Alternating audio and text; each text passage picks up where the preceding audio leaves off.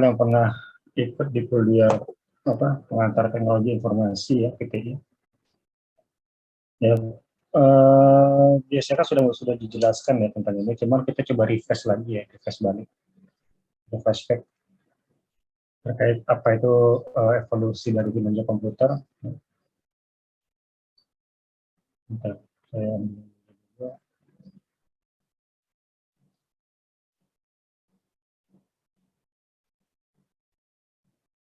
ya, jadi uh,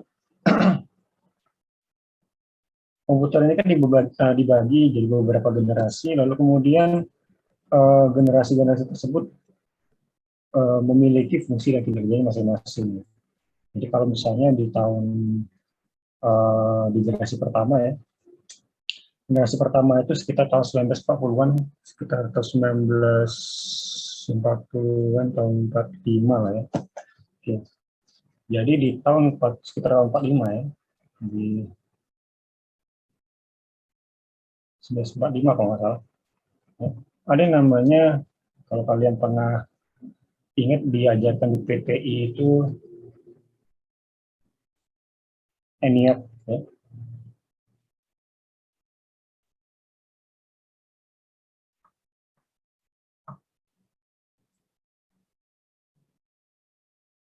Sebenarnya saya ada ini.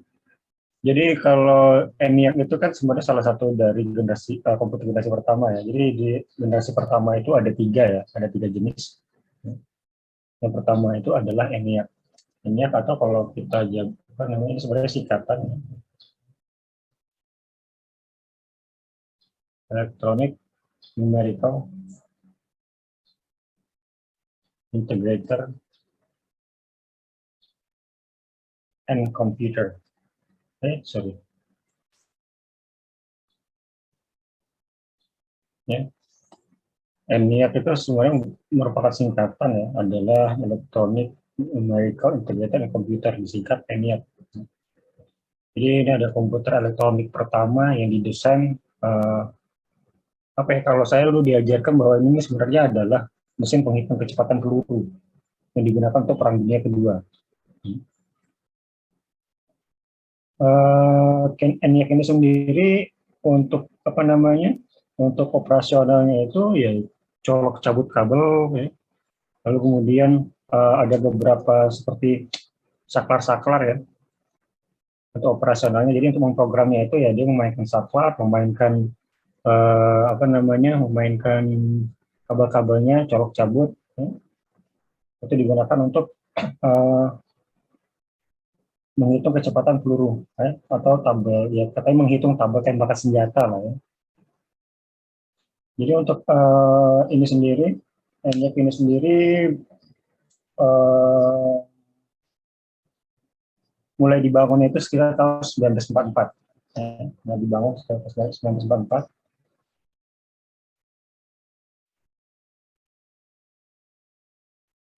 Tahun 1944. Ya. Tapi baru mulai diresmikan ya, dioperasikan secara resmi tahun 1946. Diresmikan. Ini kita belajar sejarah sedikit ya. Sejarah sedikit, ini tujuannya waktu itu untuk Perang Dunia Kedua ya. Jadi kalau di ini apa namanya, menurut di catatan saya ya, ENIAC itu terdiri dari, bukannya kan besar ya, ukurannya kayak lemari. Kalau kita lihat di sini, bentar ya, kita coba lihat di Google. ENIAC.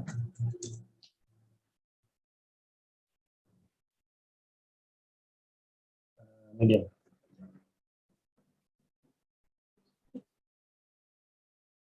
Itu lama. Sorry. Ini kita lihat gambarnya aja lah. Oh, ada nih. Jadi mana fotonya? Nah, ya, kira-kira begini ya. ENIAC itu, ya ini seluruh seruangan ini ialah ENIAC ya. Seluruh ruangannya adalah ENIAC. Jadi operasionalnya kalau kita biasanya menggunakan keyboard ya, kita menggunakan screen dan lain sebagainya. Kalau dulu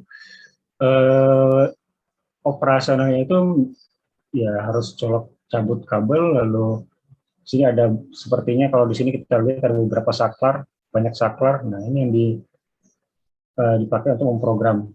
Ya. Kira-kira seperti itulah ENIAC. Ya.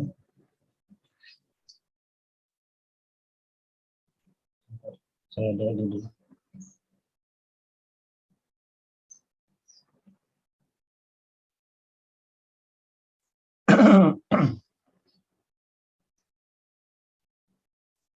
Jadi istilahnya ya katanya kalau ENIAC ini adalah apa ya nyebutnya, komputer tabung apa ya, tabung atau apa gitu, saya lupa istilahnya. Coba saya lihat dulu ya, bentar. Rasanya ada nih, istilahnya tabung kalau nggak salah. Oh iya, tabung vakum. Ya. ENIAC ini tabung vakum sebenarnya, komputer tabung vakum. Saya nggak begitu paham ya maksudnya komputer tabung vakum itu apa. Ya. Cuma dalam operasionalnya ya, bahkan ada beberapa tabung-tabung yang digunakan yang saya nggak terlalu paham posisinya sebagai apa. Tabung-tabung ini sendiri ada jumlahnya ada sekitar berjumlah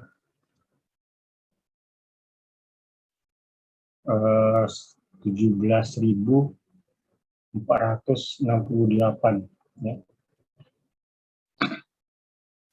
Dan yang menjadi kekurangan pada masa itu adalah tabung-tabung ini setiap operasionalnya seringkali terbakar.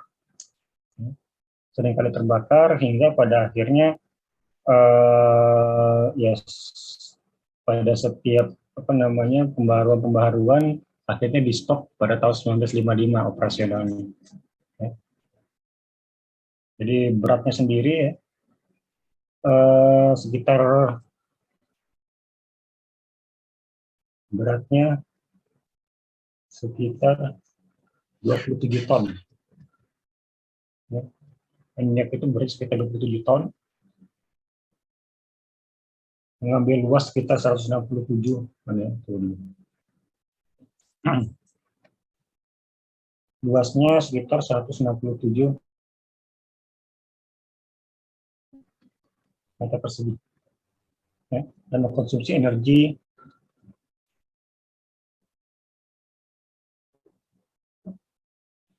sebesar 160 kilowatt. Ya. Jadi inilah komputer generasi pertama itu beratnya 27 ton, luasnya 167 meter persegi. Ya.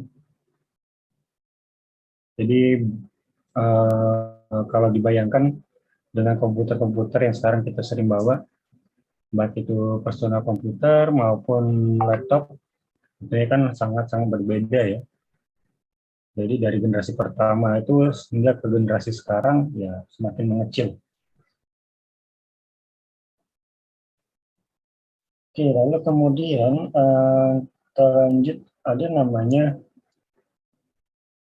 sorry ini kecilin dulu dikit, EDVAC.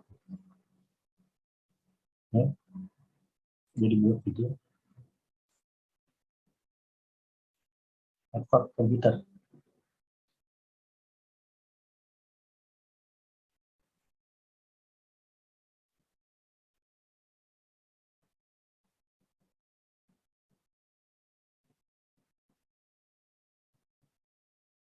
Mana catatan saya tadi?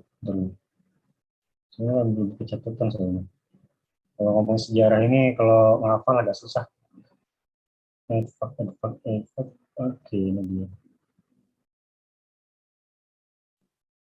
Ya. Sorry, salah.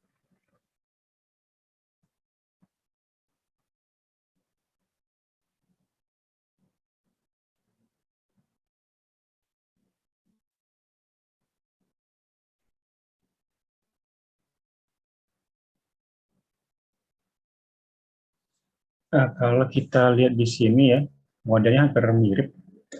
Coba ya.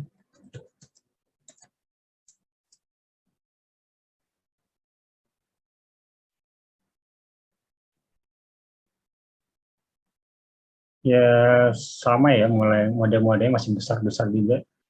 Jadi ini kita nggak bisa view image lagi ya.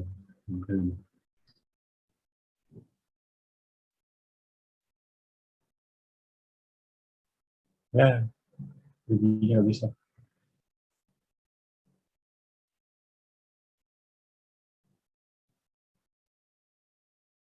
Facebook, kompas.com.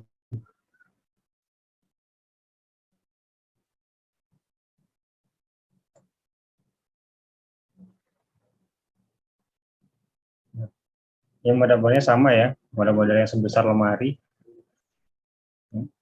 Komputer bersejarah nyaris berakhir jadi rak buku. Ini apa beritanya? Saya nggak tahu ya. Kita lihat di catatan berita ini, rongsok yang terungkap di rumah warga Amerika Serikat selama puluhan tahun ternyata merupakan bagian penting dari sebuah komputer bersejarah. Oh, berarti pernah ditemukan ya. Pernah ditemukan sisa-sisa sejarahnya. Lalu dijual, tertarik dengan tampak unik casingnya ya. Lalu berniat mengubahnya jadi rak buku. Memang kalau kita lihat secara fisik, ya kayak rak buku ya. Untung dia tidak terwujud. Kemudian diberi pada tahun 1999. Nah,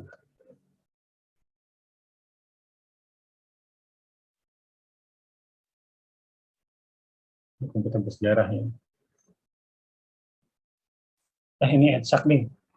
Itu ada dua ya. Kalau selain ENIAC ada EDVAC, ada EDSAC. Nah, saya nggak terlalu tahu bedanya ya kalau EDVAC. Nah, ini EDVAC dan ENIAC. Yang mana EDVAC, mana ENIAC, saya lupa. Kayaknya ini ENIAC deh. Ini EDVAC. Atau dia jadiin satu, saya juga nggak tahu.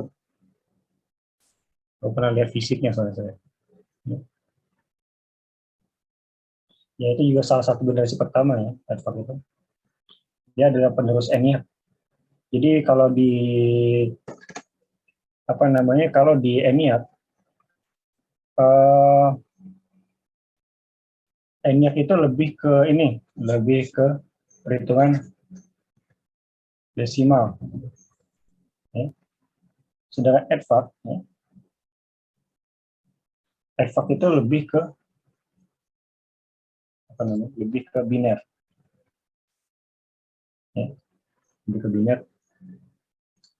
Ya kalian kalau ngomongin biner pasti nggak asing ya, 1010. Ya. Terus pasti kepake juga kalau kalian kuliah jaringan komputer ya, Jarkom.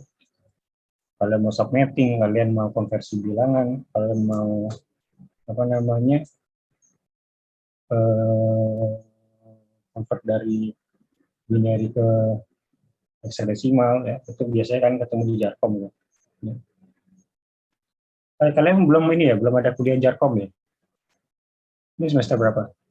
Belum ada ya? Ada, Pak. Nah, Belum, itu Pak. belum ya. Nah, jadi kalau ngomongin bilangan biner, biasanya ketemu di Jarkom. Ya, nanti mungkin ada pertemuan keberapa gitu, saya coba iseng-iseng, kita coba main-main sedikit bilangan biner, tapi nggak hari ini ya. Jadi kita coba main sedikit bilangan biner 1010. Ya, kalau kalau apa namanya, eh, bilangan biner itu kan apa ya istilahnya, adalah bit-bit ya. Jadi nanti kalau kita ini, kalau kita konversikan sebenarnya itu bisa menjadi ini, bisa menjadi bilangan desimal, bisa menjadi data ya. Jadi kita coba main-main hitung-hitungan dikit kawan-kawan ya. Oke, jadi adverb itu sendiri adalah apa ya ini? Saya nggak tahu panjangannya apa. Adverb. Coba saya lihat dulu ya. Oh, ini dia. Ada ini. Ya, lihat. Kok ada barisan sih?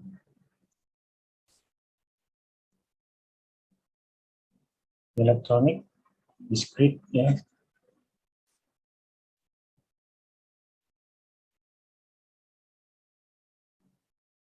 Ini kalau kalian ketemu mata kuliah matematika discrete mungkin ini ya, tahu ya, automatic computer.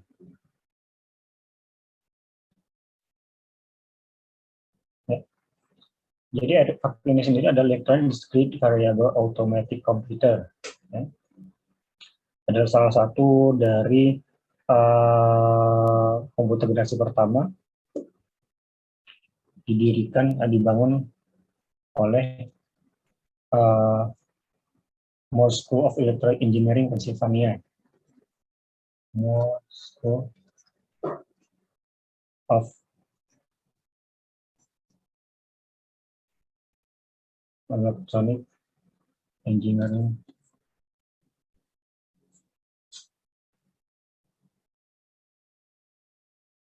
Ketutup. Ya. Sebisa dulu. Ada muka-muka kalian sini. Ya. Ya, disebut sebagai suksesornya dari ENIAC. Situ juga katanya dibangun barengan dengan ORFAC ya.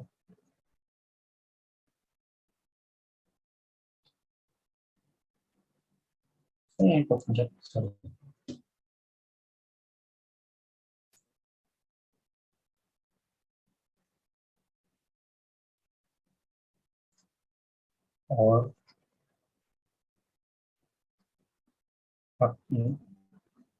ORFAC ini nanti kita lihat lagi catatannya.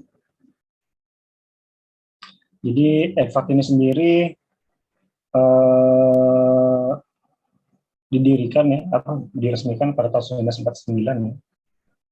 Didirikan, kita dibangun tahun 1949.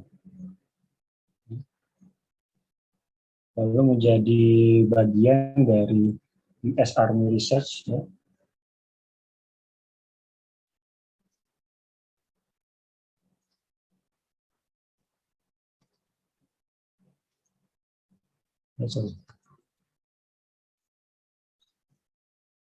Itu tahun 1952.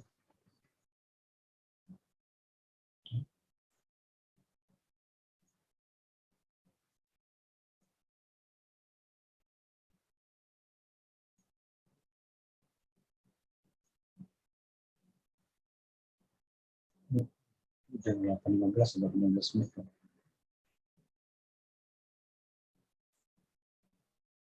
Dia adalah penerus dari ENIAC. Ini lebih kepada hitungan biner daripada desimal. Ini salah satu juga generasi paling awal ya. Kalau kita lihat penemunya ini sebenarnya konstruksinya diusulkan tahun 1944. Pekerjaan desain EDVAC itu dimulai sebelum ENIAC beroperasi penuh. Jadi sebelum pas ENIAC baru mulai beroperasi, EDVAC itu sudah didesain. Jadi desainnya itu mengimplementasikan sejumlah perbaikan arsitektur dan logika penting ya, yang dibahas dalam konstruksi ENIAC dan akan menggambarkan memori akses serial berkecepatan tinggi. Jadi sebenarnya EDVAC itu nggak jauh beda dengan ENIAC, antara lain ya dibangunnya itu untuk laboratorium penelitian balistik angkatan darat Amerika Serikat ya, atau US Army ya, bagian dari US Army Research Lab. Ya, kemungkinan besar sih mungkin lebih juga untuk ini ya, untuk menghitung peluru juga, lebih ke untuk peperangan sebenarnya.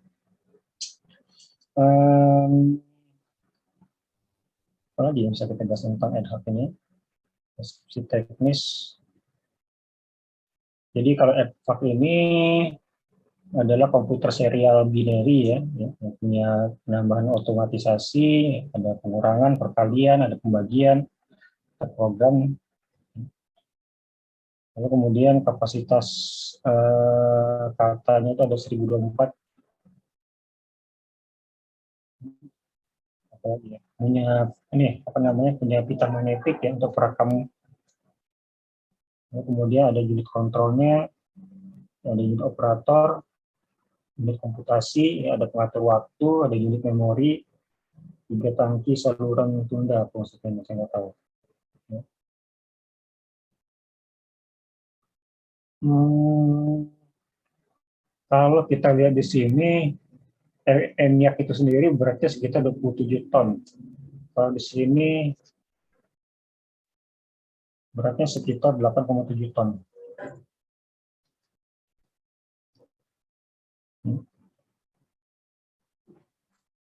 Jadi kalau untuk operasionalnya sendiri membutuhkan 30 personil per shift ya. Sekali mereka menugaskan user apa namanya? Bukan user, apa namanya? Operator ya. Itu ada 30 orang ya, dengan shift 8 jam. Oke, apalagi ya? 44 bit dapat desain, instalasi dan operasi.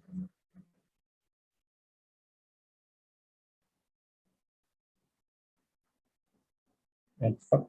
Oke, ini kita lanjut lagi, coba kita lihat tentang ETSAC. ETSAC kan sudah ada gambarnya ya. Lalu kemudian ada ETSAC, ini juga di antara komputer generasi pertama ya.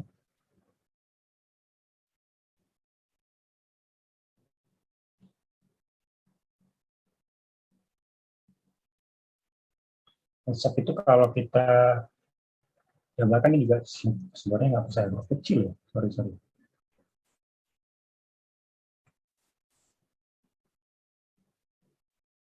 ETSAC atau kita jabarkan di sini adalah electronic delay storage automatic calculator.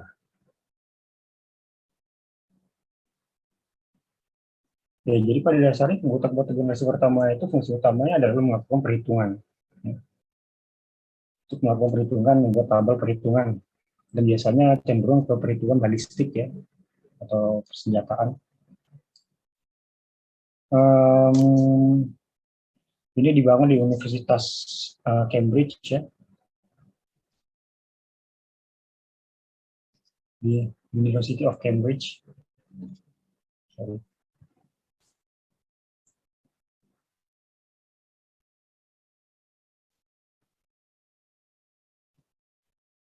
Ya, Cambridge University di Inggris.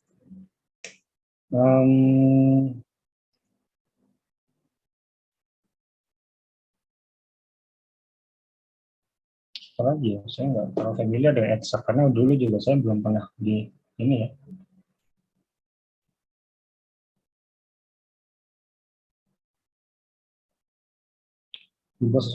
Oh ya, jadi ini bagian dari sesuai prinsip von Neumann.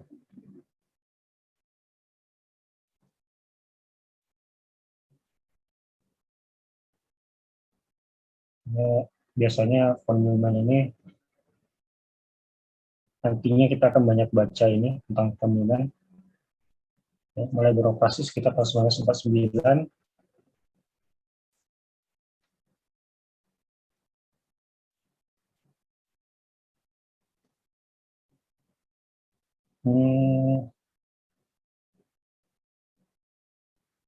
Kalau kita lihat di sini tadi ETSAC hampir sama ya bentuknya.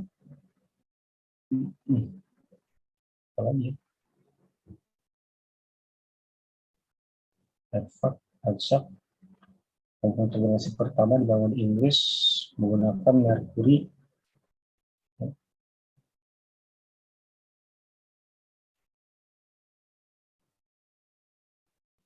Lalu ada juga namanya ini ya, UNIVAC.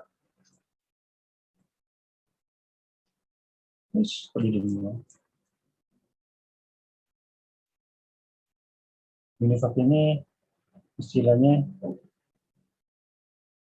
saya nggak tahu persis ya UNIVAC ini. Cuma katanya sih ini adalah kalkulator otomatis ya, universal automatic.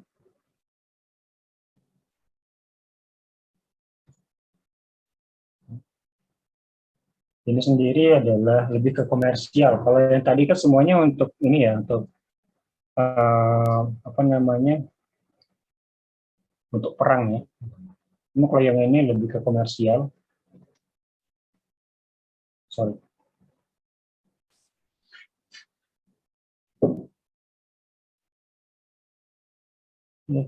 Ini sih ya, ini saya.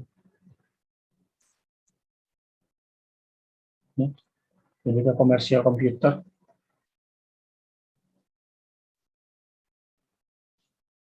Ya mungkin ini juga lebih ke ini ya, lebih ke mulai merambah ke untuk supporting bisnis di masa itu. Tapi nggak ada sejarah komputer di sini ya.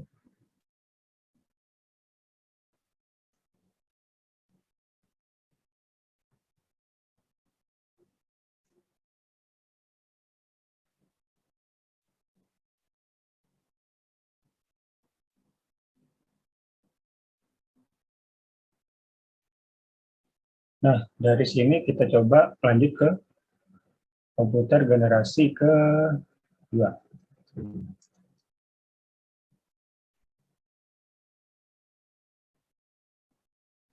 Generasi kedua,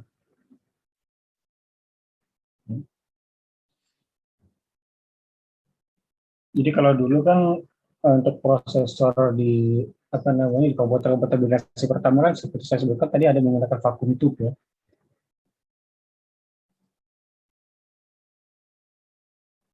Vacuum tube atau apa namanya tabung vakum kalau diterasikan.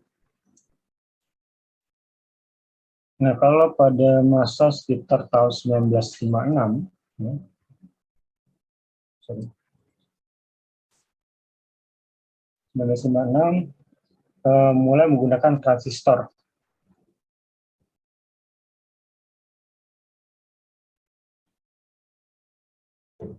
Transistor, ya, atau 1996.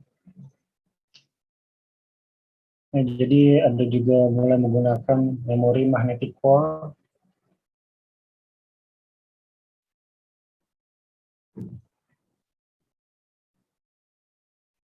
Lalu kemudian kapasitas semakin besar, kapasitas memori semakin besar.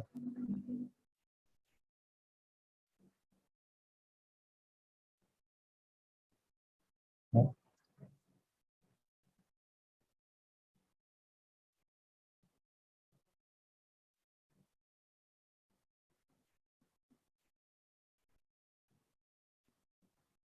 Apa lagi ya?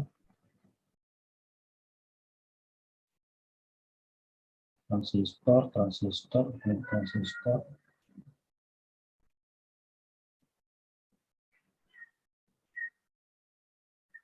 Suara kucing.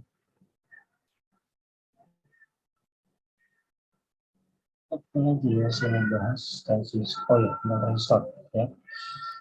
Jadi kalau kita ngomong tentang transistor, ini kalau kalian yang ininya sekolahnya di SMK mungkin familiar ya, lebih familiar daripada saya malah. Karena saya juga bukan bergelut di bidang-bidang seperti ini ya, transistor. Jadi kalau kita jabarkan di sini adalah komponen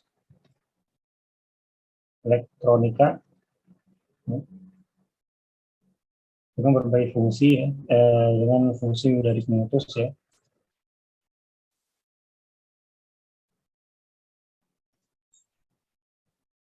Ya, dari baik itu sebagai pemutus, penyambung, lalu kemudian modulasi tegangan,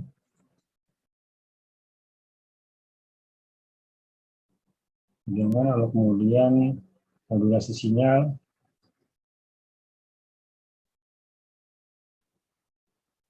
Ya. Jadi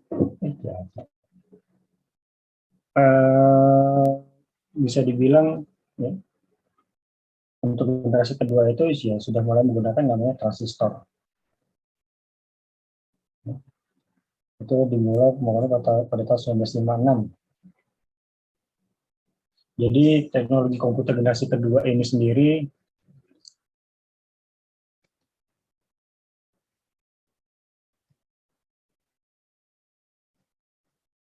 Kalau generasi kedua ini ya, digunakan pada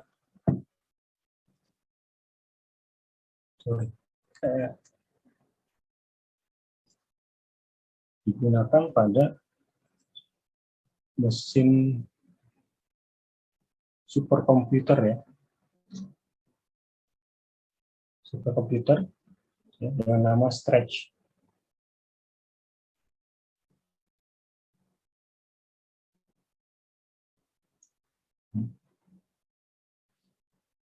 Stretch ini sendiri adalah produksi dari IBM.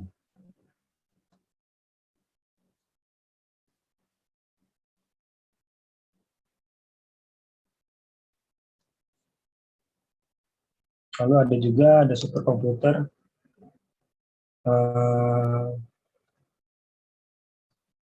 dan itu juga ada Clark ya. Clark ini diproduksi oleh ini kan saya nggak tahu nih apakah masih ada, kayaknya nggak ada lagi. Memiliki kemampuan mengolah data dalam jumlah besar. Ya. Makanya komputer-komputer superkomputer yang mereka sebut superkomputer ini digunakan untuk penelitian atom. Jadi kalau dulu itu kan harga komputer ini sendiri dengan bobotnya yang seperti itu, dengan luasnya yang benar-benar memakan ruang, sebetulnya tidak begitu populer ya. Tidak begitu populer dan harganya juga lumayan mahal ya, untuk ukuran bisnis. Jadi eh, kalau menurut sejarahnya hanya digunakan oleh 2 perusahaan superkomputernya. Cuma kalau itu kalau generasi pertama ya. Tapi kalau yang generasi kedua sekitar tahun 1960-an, jadi itu sudah mulai populer digunakan di bidang bisnis. Ya. Tahun 1960-an itu ukurannya sudah menjadi lebih kecil ya, karena sudah mulai menggunakan transistor, tidak lagi menggunakan vacuum tube. Jadi sudah mulai ada komponen-komponen eksternal pendukung ya seperti disket ya, sudah bisa terhubung dengan printer ya. Itu sekitar tahun 1960-an. Kalian ada yang pernah lihat disket ya? Ada yang pernah lihat disket? Pernah lihat disket? Oh, berarti saya sudah tua ya. Disket. Oke, jadi disket ini kalau dulu coba lihat di Google ya. Saya nggak punya lagi barangnya soalnya. Dulu masih ada. Nih, ada beberapa ya. Ini kalau ini disket. Disket itu zamannya ada beberapa.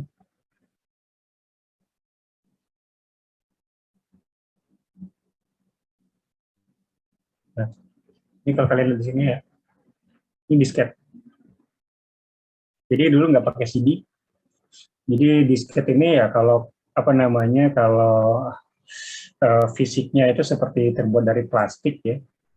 Lalu di dalamnya itu kayak semacam pita, bukan pita ya, bukan, ya seperti kayak kalau kita bongkar ya dalamnya itu seperti semacam kayak lembaran gitu, lembaran plastik film gitu. Ya.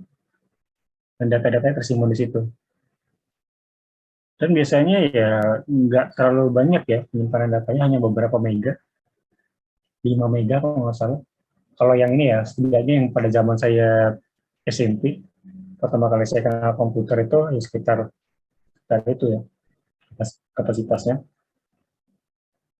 Jadi kalau kalian lihat PC-PC yang zaman zaman bapak kalian ya, zaman orang tua kalian, itu biasanya kalau selalu ada ini ya, zaman itu ada slotnya satu dua, ada 2 slot biasanya ya. Ada namanya kita nyebutnya disket besar, ada namanya disket kecil. Tapi yang ini kalau yang di atas ini bukan zaman saya ya, yang sebesar ini bukan zaman saya. Ini udah lebih jadul lagi. Yang zaman saya itu yang ini yang orange ini sama yang biru ini.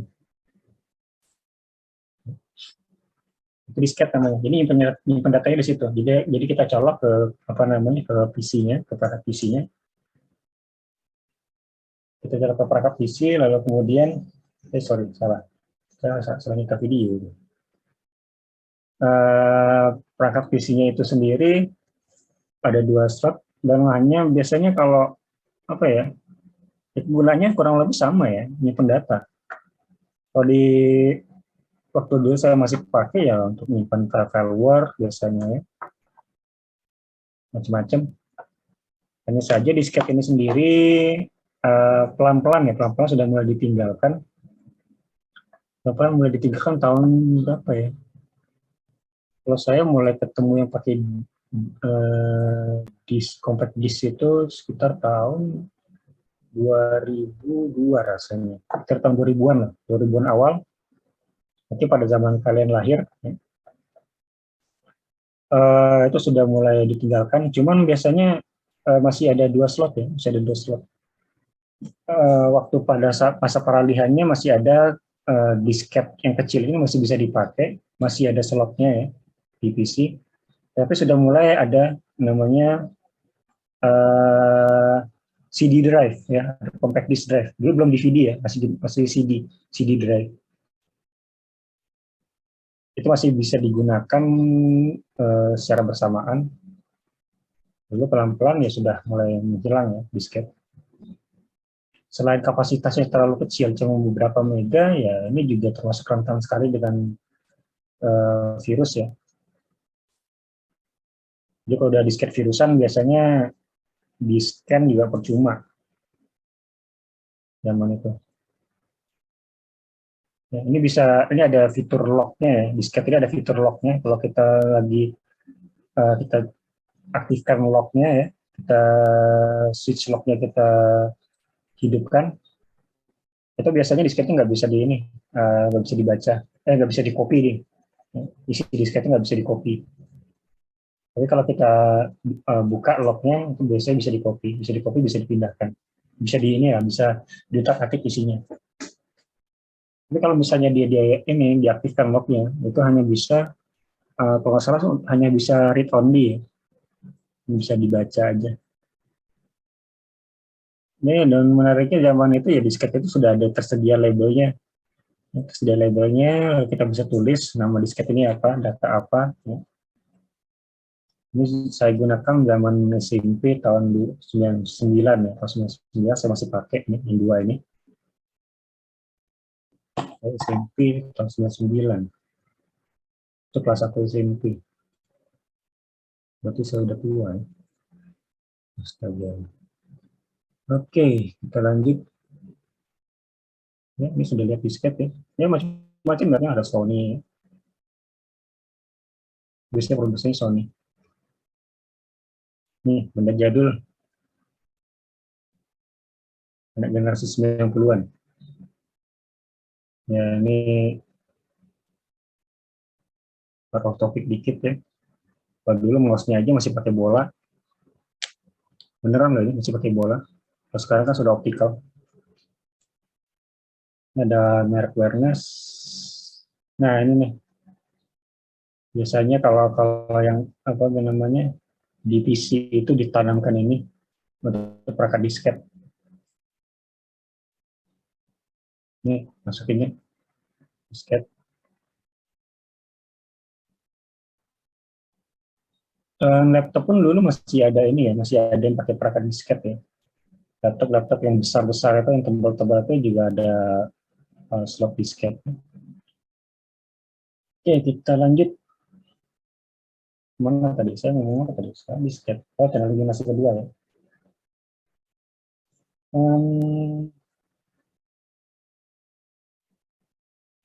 Komersial komputer, ya, gitu dia.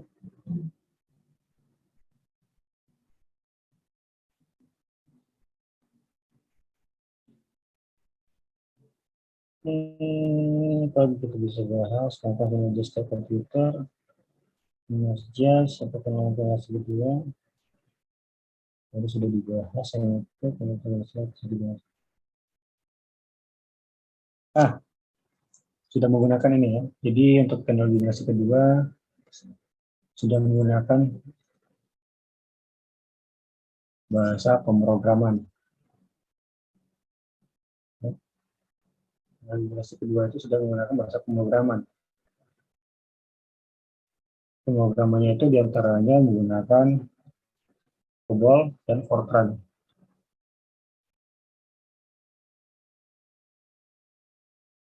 sempat sih belajar sedikit, cuma saya nggak paham ya COBOL dan Fortran. Ya, mungkin memang saya bukan programmer ya harusnya. COBOL dan Fortran. Lalu kemudian tadi sudah menggunakan magnetic core storage ya, untuk memorinya.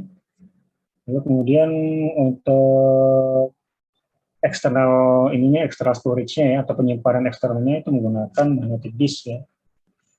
Jadi untuk internal memori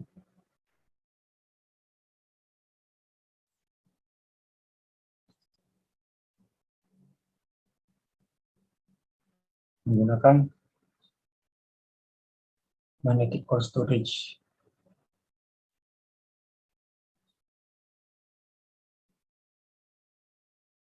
Sorry. Magnetic core storage ya, lalu kemudian eksternal memorinya menggunakan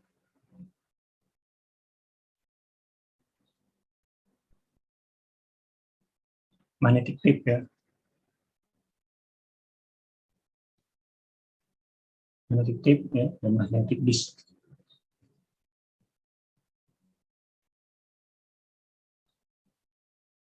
Ya.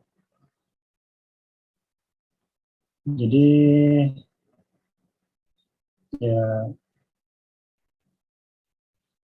apa lagi ya? Ada superkomputer stress, Square-RAM, komputer lab. Itu tahun 1959 sampai sekitar tahun 1964 menggunakan transistor.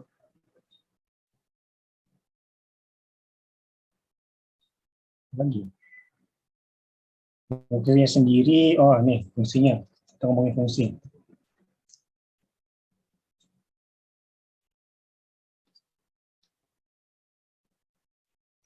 Fungsi. Jadi ini dipakai untuk mencetak faktur, ya, faktur pembelian, ya, salah satunya. Ini itu daftar gaji, ya,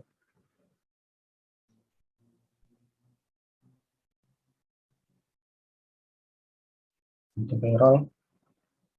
Jadi bisnis-bisnis besar itu tahun 1965 sudah mulai menggunakan komputer ya untuk memproses informasi keuangan. Contohnya, contoh IBM 1201. Jadi komputer itu digunakan untuk memproses informasi keuangan pada dasarnya, ya, zaman itu. Kalau yang generasi pertama digunakan untuk balistik ya, untuk senjata ya. Kalau untuk generasi kedua itu sudah mulai untuk bisnis, mulai digunakan untuk finance. Jadi digunakan untuk faktur pembelian, ya, untuk invoice, ya, kemudian untuk daftar gaji. Jadi bisnis besar itu pada tahun 1960-an sudah mulai menggunakan komputer. 1960-an. 1960-an lah. Apa lagi ya, apa yang kita bahas?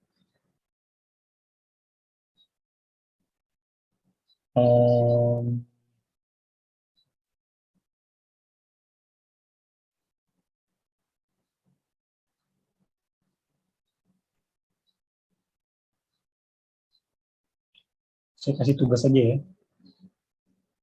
Ya kan kita sudah mulai generasi pertama dan generasi kedua.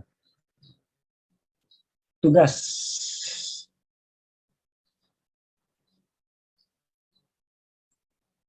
Tugas saya juga nggak bisa lama-lama soalnya saya lagi mau pergi ini.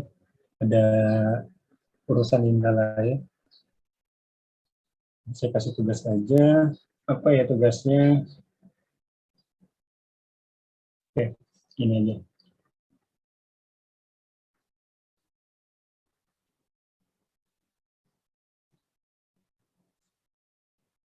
Buat makalah tentang komputer generasi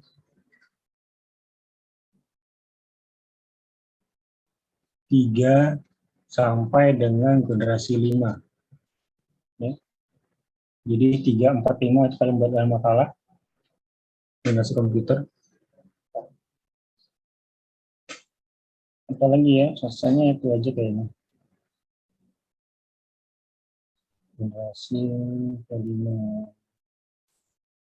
generasi keempat. Ya, itu aja ya tugasnya. Kalian buat makalah tentang komputer generasi 3 sampai dengan generasi kelima. Disubmit seperti biasa, seperti yang kemarin juga, maksimal jam 8 pagi hari Senin depan. Ini perorangan ya. Maksimal jam 8 pagi hari Senin depan. Nanti saya kasih link ininya, saya kasih link apa namanya submitnya. Itu biasanya kayak sama seperti yang kemarin ya akan tertutup otomatis pada jam 8 pagi hari Senin depan. Ada pertanyaan seputar tugasnya? Format file sama namanya, Pak. Gimana? Format file sama namanya. Format nama file. Formatnya PDF. Format file PDF.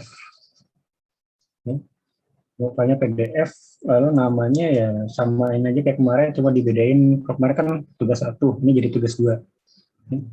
Gitu aja. Tugas 2, lalu saya juga belum bikin enrollnya.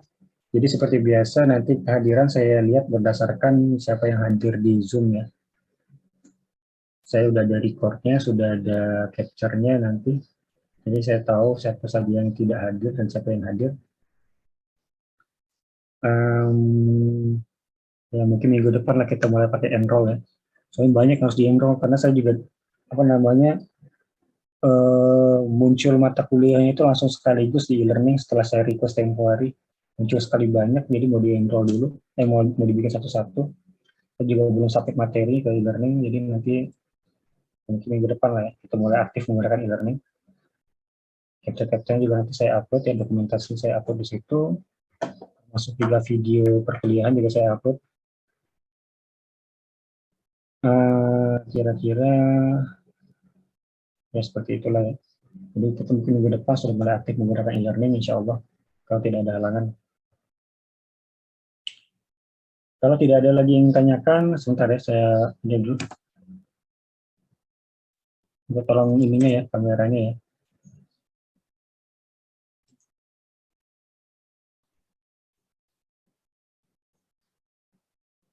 Saya stop share ya.